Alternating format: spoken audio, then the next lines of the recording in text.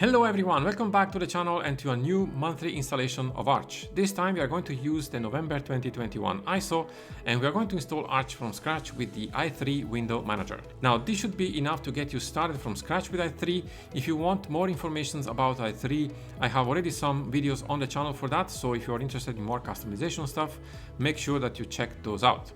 Now without too much talking, let's get started.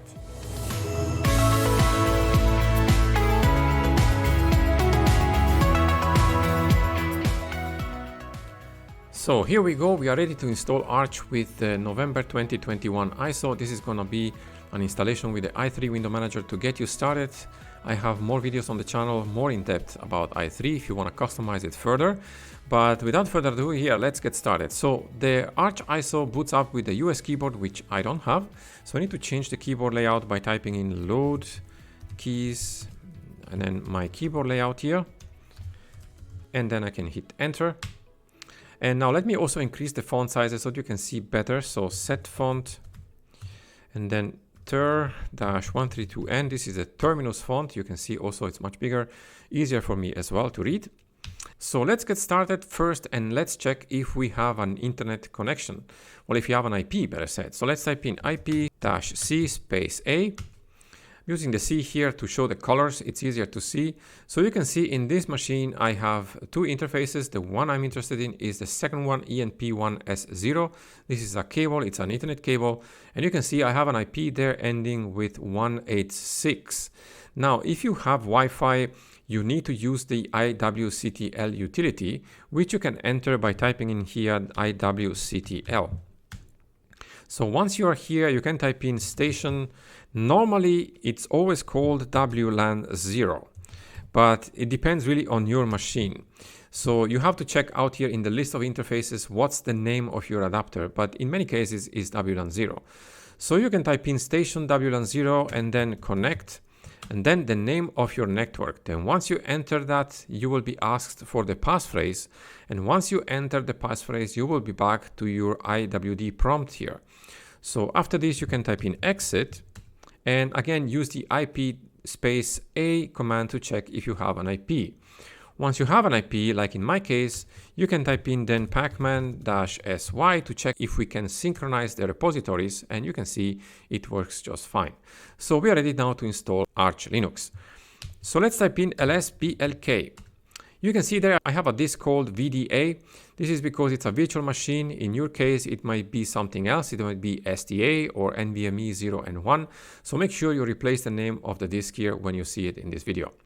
So we need to partition the disk first because this is a UEFI machine. I want to use gdisk, which is going to create GPT labels. So gdisk /dev/VDA and hit enter. So command N for new to create the first partition. Partition number 1 default is fine. The first sector is also fine. It's going to start always a little bit after the first cylinder. So I'm going to accept the default here. The last sector defines the size of the partition. So this is a EFI partition. It's mandatory because it's a UEFI machine. So I'm going to create a +250 megabytes EFI partition. That's plenty. And the code for this partition is EF00. Now let's create our swap partition as well. So N for new, partition number 2 is fine, and it's fine also the first sector. The last sector defines again the size. So I'm going to create a very small swap partition here, +512 megabytes, because I have 8 gigabytes of RAM in this machine. If you have not much RAM, like 2 gigabytes or 1 gigabyte, make sure to give a little bit more swap, maybe 1 or 2 gigabytes of swap here. Now the code is 8200 for the swap. And this is done. So let's create our root partition. So N for new. I'm going to accept the defaults here for the number and the first sector as well. The size in this case is going to be +25 gigabytes for the root. That should be plenty. The code is fine. And now we can create also our home partition. So N for new. And we are going to accept here all the defaults and for the code as well. So the partitions are now created, but they are not yet written on the disk. So we need to type in W for write and proceeding by typing in Y and hit enter. The operation has been completed successfully. So let's clean up the terminal now with Ctrl L and format our partitions you can see with lsblk we have VDA1 through VDA4. So let's begin with VDA1. mkfs for make file system. This has to be a FAT file system because it's a EFI partition, so vfat/dev/VDA1. This is the partition path. We can repeat the same for the swap, but not with a vfat file system, of course. So we can type in mkswap for make swap on/dev/VDA2. This is our swap partition. Now we need to activate the swap. So swap on/dev/VDA2. Now let's take care of our root partition. So mkfs.ext4, I'm going to use the ext4 file system, and the partition path is /dev/VDA3. I'm going to repeat the same process for our home partition by pulling up the last command with the up arrow on the keyboard and replace VDA3 with VDA4. And the formatting is now done. So let's proceed by mounting our partitions. We begin with the root partition because that's where the new installation is going to be. So mount /dev/VDA3. Again, this is the path, and it's going to be mounted on /mnt. Now for VDA2, we don't need to do anything. Our swap partition is already done. But for VDA1 and VDA4, we need to create the directories for them. So let's do this by typing in mkdir -p to create multiple directories /mnt. Again, this is our installation directory. I'm going to create them all at once by typing in the curly brace here and then boot /EFI. This is going to be the directory for the EFI partition, comma, home, the directory for the home partition, and close the curly brace. So let's now mount the VDA1 partition, mount /dev/VDA1 on /mnt/boot/EFI and hit enter. And we are going to repeat the same process for the home partition by typing mount /dev/VDA4 on /mnt/home and hit enter, of course. Now, if I type in again lsblk, you will see our mount points there. So that means we are ready to install our system. So to do this, we can type in packstrap/mnt, and the base packages we need to install are base. So this time I'm going to install the Linux-LTS kernel. Just for a change, I installed many times the Linux kernel, the latest kernel. This time I'm going to install the LTS kernel so that you can see how it's done. And this basically means you're going to receive probably a little bit less updates on your Arch installation. I'm going to install also the Linux-firmware package, and also Git, also my editor Vim, and also AMD-U code because I have an AMD processor. If you have an Intel processor, you can install, of course, Intel-U code, and then just hit enter. Now, depending also on your internet connection here, it's going to take some time to download the packages. So I'm going to pause the video here, guys, and I'll be back with you once it's done. So the installation is now done, and we can now generate the file system table. We have the gen fstab script in the ISO. So let's use it by typing in gen fstab. And then we're going to use the UUIDs of the partition by using the capital U switch /mnt. So we are taking the mount points we created before, and we are going to append them to the /mnt/etc/fstab, which have been created when we installed now the base packages. So now we can go into the installation by typing in arch-root on /mnt. And now we can proceed by installing the base system. To do this, I'm going to use my little script I have on GitLab. So let me type in git clone https:// and then gitlab.com/eflinux/arch install base. So this is my private repository. Don't use this repository to install this. If you want to do this way, you can install with the public repository. There is a link in the video description. So let me hit enter here. I need to authenticate because it's a private repository. On the public repository, you don't have to do this, of course. And so let me type in now ls. You can see arch install base is the first one, so I need to go in there. So I'm going to type in cd arch install base. And I want to clean up the terminal now with Control L and type in ls-l to see the list here. You can see I have several scripts and directories in here. So the one I'm interested right now, it's the base.sh script. So let me go in there by typing in vim base.sh. So these are basically the commands I usually use to install Arch. These are the same commands you find on the Arch wiki. I just put them in a little script because it's a little bit more convenient to install this way. But if you're curious about each line of this script, or of these commands, better said, make sure that you check out the other videos I did on the monthly installations of Arch, where I go one by one, line by line, and I explain you what every line does. So here, what we need to change is, of course, the root password, because right now it's called the password. So make sure that you change this if you're installing from the public repository.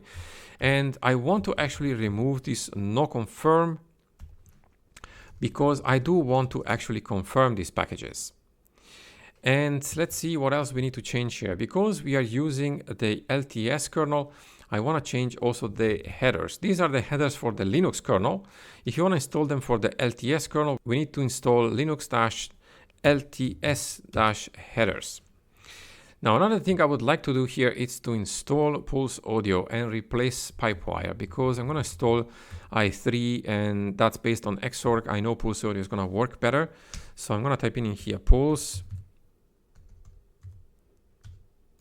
Audio, and I'm going to remove these Pipewire packages. Some of these might be installed as a dependency, but I don't really care much about this right now. And I'm going to install also Xorg while I'm at it already, so it's already done afterwards.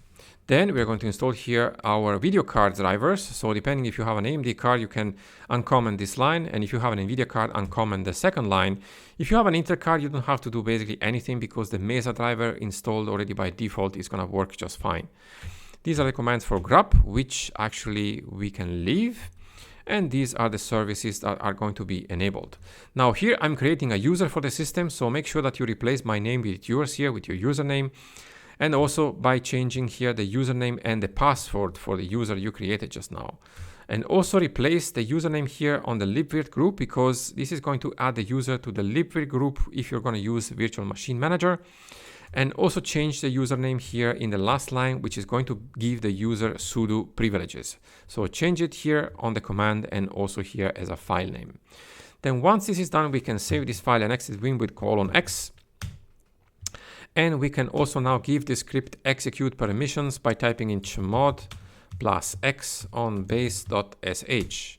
Now, if I type in ls-l again, you will see the base script as access. So that means it is executable. So to do this, I'm going to go back to the root file system here and run it from there with /arch install base and then base.sh. So it's going to create the locales. I need to confirm the selection here, which is fine in my case.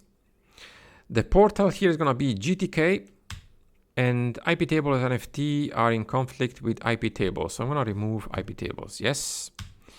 And now I'm going to basically install the packages.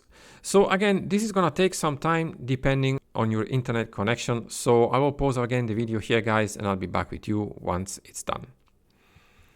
So the installation is now done. There are some things we need to change before rebooting, especially if you changed your graphic card, if you entered your graphic card in the script. So let's type in vim/etsy/mkinitcpio.conf. And what you will need to do here, you need to go down to the modules and place the graphic driver that you used before. So for example, if you're using an AMD card, you can type in here AMD GPU. And if you have an NVIDIA card, you can type in NVIDIA. And if you have an Intel card, you can type in i915.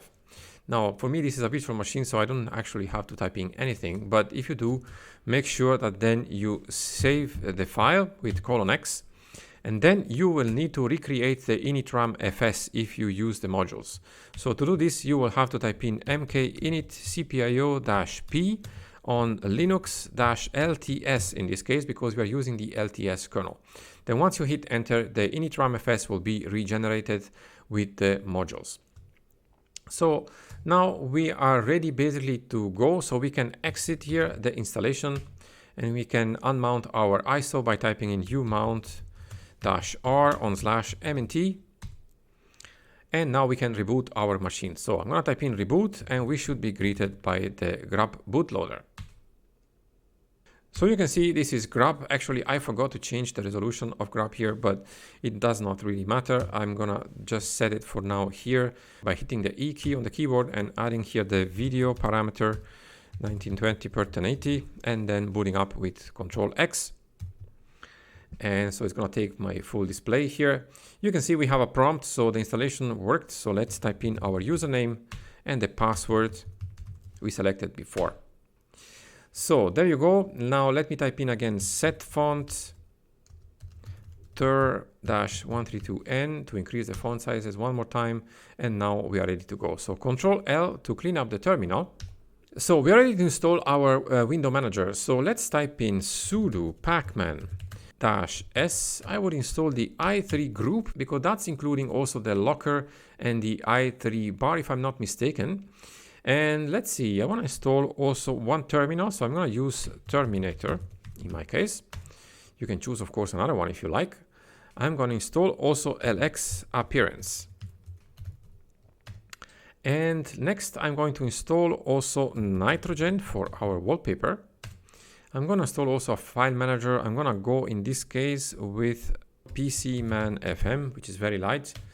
A browser, in my case, Chromium. And also the menu. So I think that's not much, but I think it's enough to get us started here.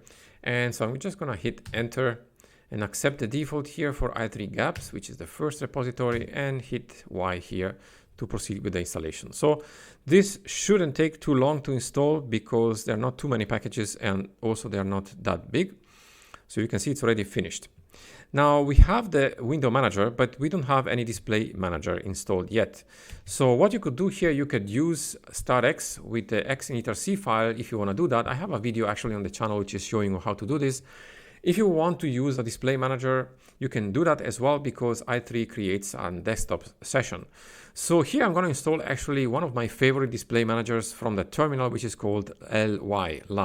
Lee or Lie, I'm not sure how to pronounce that, but it's typed Ly. So it's in the AUR. So to download it, I'm going to type in git clone https:// and then aur.archlinux.org/ly and then hit enter. So we now clone the repository. So if I type in ls-l, you can see li is there. So we need to move in there. So cd li. And now we can build the package by typing in make pkg-si. And it's going to take a moment to do this. This is definitely not a big package. It's already finished building now. It's creating the build and installing it. And it's already installed. So this is the display manager. So it has a systemd service. So we need to enable it. So we need to type in sudo systemctl enable ly.service. And now we have a symlink in place. So now we can reboot the machine. So let's type in here a reboot and hit enter. And again, I hit Arch Linux here to start up. And you can see this is the Ly display manager. So it's not the correct resolution because I forgot again to change the grub configuration file. I will do it afterwards. But you will see i3 here, it's already selected. So I can go up here and type in my username and then the password for my user. And here we have i3. Now it's not the correct resolution yet, but we're going to change this in a second. I'm going to hit enter here to create the configuration file and accept the Win key for the mod key. And now the i3 installation is basically done, but we need to change still some things. So I'm going to hit on the keyboard here, Ctrl-Alt-F3 to go into TTY here. And I'm going to log in here with my user. So the first thing, actually, let me definitely change now the grub configuration file. So sudo vim/etc/default/grub. I need to authenticate here. And what I'm going to do here, I just need to enter again the video equal 1920 per 1080. And I need then to save this with :x and regenerate the grub configuration file. So sudo grub-mkconfig-o. So the output goes /boot/grub/grub.cfg. And now this is done. Now we have already the configuration file for the i3 window manager. So let's go in there, cd.config/i3 and hit enter. Type in ls and you will see the configuration file has been created. So vim and then config. So I'm going to change just a few things in here. The first thing is I'm going to search for the terminal. So with the /terminal here, you can see we have the terminal here. It's going to search for an i3 sensible terminal. I'm not sure Terminator is one of them. Probably it is. But to be sure, I'm going to replace this exec and then Terminator. And this is done. And the next thing I'm going to do here, I'm going to scroll forward with Control F on my keyboard. I'm going to go down here at the end of the file and create also some other commands. The first one is execute basically set xkbmap ch. This is going to basically give me my keyboard layout when the window manager boots up. And also exec xrender. Now this is probably something you can skip because if you're installing this on a laptop, chances are that the display manager will pick up your display resolution just fine, but in my case not, because it's a virtual machine. So --output. The display name in my case is virtual-1. I know this because if you type in xrender on the terminal, you will see it when you are on the window manager. --mode 1920x1080. So I think this is now done for now. Well, actually we can type in also another one. Let me also add this one, exec nitrogen --restore, because once we will install a wallpaper, we will have it available again once we reboot the window manager. So for now it's enough. So let's save this file here with :x and reboot our machine. Again, it's going to take a moment here to do this. And now we can hit enter. And the display is now being picked up. And now we have here our LY display manager. So let's enter our password. And here we have in i3 full screen. So if I hit now mod enter, so the Windows key and enter, you can see I have Terminator. So let me configure this very quickly. I'm going to go to preferences here and I'm going to remove some things. I don't want to have the window borders. Under profiles here, I'm going to deselect the title bar and also the title bar icon. The font is fine. The shape of the cursor, for me, it's underlined. This is personal preference. For the colors, I want to use the colors from System Team because I want to show you afterwards why.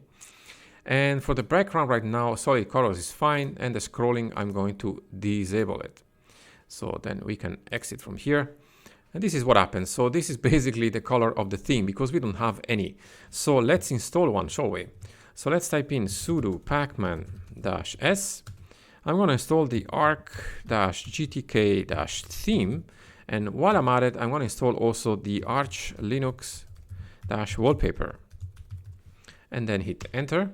Need to authenticate here. And I'm going to install the two packages. These are not big packages, as you can see. So mod D is going to boot up the menu. You can see it on the top of the display. So we have LX appearance installed. So let's open it up. And let's choose, well, in my case, I'm going to choose Arc Dark. And I think that's going to be fine. So I'm going to click apply and click close. And now if I close the terminal here with mod shift Q and open it again with mod enter, you can see it picks up the colors of the theme. So that's nice. If you want to change this, you can of course also change it in the preferences of Terminator. Now let's open up again with the menu nitrogen. And let's go here to preferences. We need to add a directory here. So let's click add. So I know that the Arch Linux wallpapers are installed in the file system, user, share, and then backgrounds, and then Arch Linux. So we need to then click select and click OK. So here we have our wallpapers. So let me select one here. Let's select this one right here. And automatic full screen is fine. So we just click apply. And we can close nitrogen with mod shift Q. And let's close also the terminal. And you can see our wallpaper. Now, if we hit mod shift E to exit the window manager and enter our password again, our wallpaper is still there because we have it in the configuration file. So mod enter to open the terminal again. Let's increase the font size and type in here free -H to check the memory usage. You can see I'm using 226 megabytes. So i3 is definitely a good performer. So another thing that we can check is actually that we installed also the lock screen because it was part of the i3 group. So if I type in here i3 lock, this is the lock screen. I know it's not much, but that's what we have. So we just type the password here, and then we are back in our terminal. So we can add actually the key binding for this in our configuration file by typing in vim.config/i3/config. And I'm gonna add it here at the bottom. Actually, it's always nice to add comments. I didn't do it before, so I'm gonna do it now. Lock screen. So the command is gonna be bind sim and then $mod. So we are defining the mod key plus I'm gonna use let's say X in my case. So mod X is going to execute exec i3 lock. There you go. So we can now save the file and exit. I'm gonna exit actually once more i3 here and enter again. And now if I hit mod X, you can see our lock screen. So type in a password and we are back in our i3 window manager. So this is a quick installation of Arch Linux with the November 2021 ISO with the i3 window manager. If you want to have more infos about i3 and go more in depth about the customization, check out my channel. I have several videos for that already available. But this one should be enough to get you started for installing Arch Linux from scratch with the i3 window manager. So this was the basic installation of Arch Linux with the November 2021 ISO with the i3 window manager. As I mentioned already in the video, if you want to have more info about i3, I have already several videos on the channel also with the customization options, so make sure that you check those out. I hope you liked the video, guys. If you did, please hit the thumbs up and subscribe to the channel if you haven't already. That always helps me out. And if you want to support my work, you can become a Patreon or you can also donate via PayPal through my website as well. Thank you so much for watching the video, guys. I'll see you very soon in the next one.